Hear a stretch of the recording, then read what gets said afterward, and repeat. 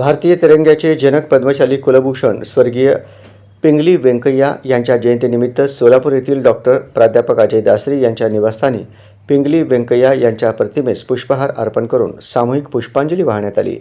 उपस्थितांनी राष्ट्रध्वजाच्या शिल्पकाराला विनम्र अभिवादन करत त्यांच्या राष्ट्रसेवेचे स्मरण केले। यावेळी अशोक इंदापुरे व ॲडव्होकेट श्रीनिवास कॅतम यांनी पद्मशाली समाजातील अशा थोर महापुरुषांचे आदर्श युवकापुढे ठेवले पाहिजे असे मनोगत व्यक्त करून पिंगली व्यंकय्या यांच्या राष्ट्रकार्यातील योगदानाचा गौरव केला व त्यांना भारतरत्न प्रदान करण्याच्या मागणीला जाहीर पाठिंबा दिला। भारतीय राष्ट्रध्वजाचे शिल्पकार, थोर स्वातंत्र्यसैनिक, कृषी संशोधक आणि पद्मशाली समाजाचे भूषण श्री पिंगली व्यंकय्या यांच्या जयंतीनिमित्त सोलापूर येथे त्यांच्या प्रतिमेस पुष्पहार अर्पण करून अभिवादन करण्यात आले।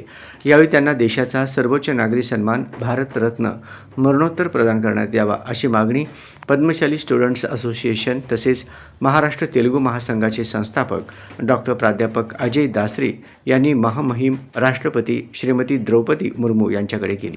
डॉक्टर दासरी यांनी प्रसिद्धीस दिलेल्या निवेदनात म्हटले आहे की श्री पिंगली व्यंकय्या यांनी भारतीय स्वातंत्र्य लढ्याच्या काळात राष्ट्रध्वजाची संकल्पना साकारून भारताला राष्ट्रीय अस्मितेचे, स्वाभिमानाचे आणि एकात्मतेचे अमूल्य प्रतीक दिले। आज प्रत्येक भारतीय अभिमानाने तिरंग्याला सलाम करतो।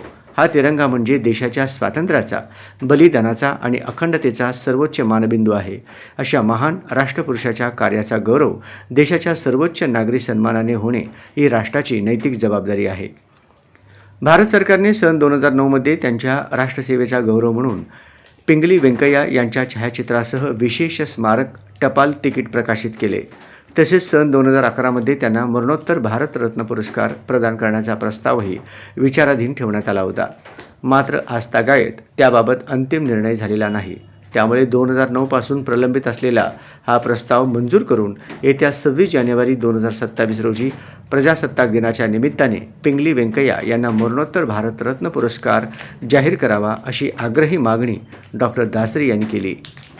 देशभरात सुमारे 5 कोटींहून अधिक पद्मशाली विणकर समाज वास्तव्यास असून या समाजासह सर्व राष्ट्रप्रेमी भारतीयांच्या भावना लक्षात घेऊन केंद्र शासनाने हा ऐतिहासिक निर्णय घ्यावा असेही त्यांनी नमूद केले।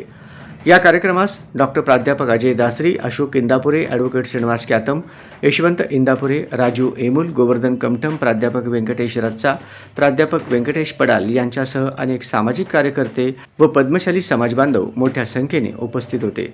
कार्यक्रमाच्या शेवटी प्राध्यापक व्यंकटेश पडाल यांनी उपस्थितांचे आभार मानले।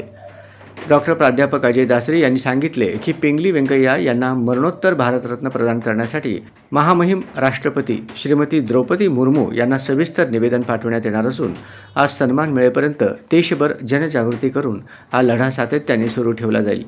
राष्ट्रध्वजाच्या शिल्पकाराला सर्वोच्च नागरी सन्मान मिळणे ही केवळ पद्मशाली समाजाची नव्हे तर संपूर्ण देशाची भावना असल्याचेही त्यांनी स्पष्ट केले।